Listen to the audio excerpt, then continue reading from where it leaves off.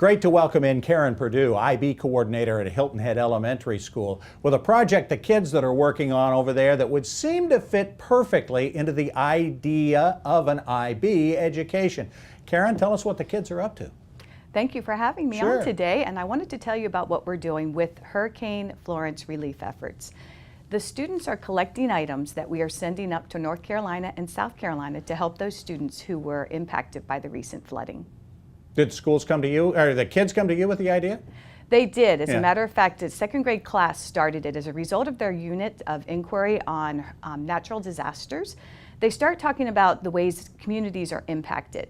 And so they came to their teacher first and said, what can we do to help these areas? And so the teacher then came to me, and we reached out to several different groups who were collecting items.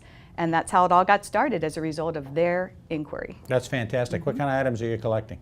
We are collecting toiletries, we're collecting diapers, we have gently used clothing to new clothing. We're also collecting basic supplies, food supplies that they can still use up there. That's fantastic. And at the school, or should folks contact the school first before they bring stuff by? How logistically do we need to do things? We do have some boxes located outside the building, so if it's easy for you to just pick up some toiletries, some cleaning supplies, and drop it off in the boxes, that would be great.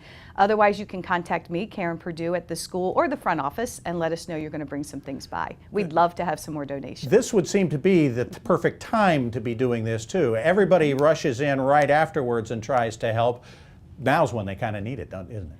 Correct. And we actually did some last week. We gave some to Marlboro County, went up there with some items last week, and then up to North Carolina.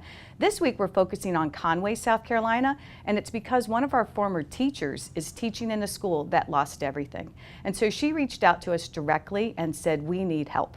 And so our teachers, our staff, our school wants to help, and we'd love the community to help as well. Yeah, what do you expect the kids to learn from all of this?